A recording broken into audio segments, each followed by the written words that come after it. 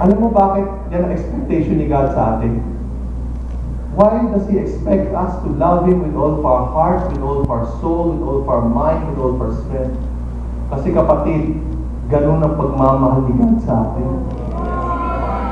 Amin si God, pag tinignan ka ni God, nanggigigil si God sa iyo. Tuwang-tuwa siya sa iyo. Kung pwede kanya kuruting ka niya. Pero pag ginawa niya yun, baka bumiretso ka na sa langit.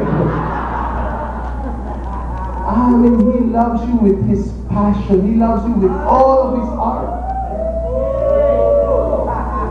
He loves you with all of His mind. He thinks about you every day, every second, every millisecond.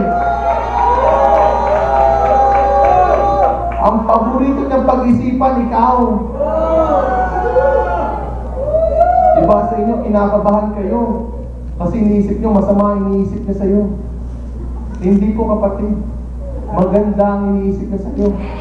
Sabi sa Philippians, if anything is lovely, if anything is of good report, if anything is pure, think on these things.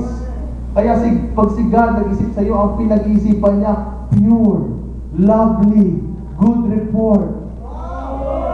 He applies His word.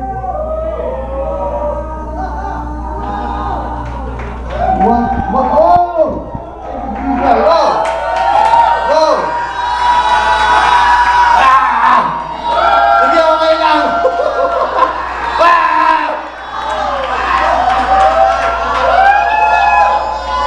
One time the Lord told me, I never file your failures, but I always engrave your good deeds.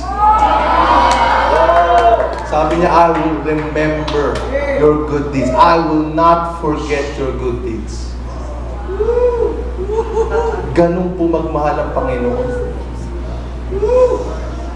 He loves you with all of His heart. He loves you with all of His mind.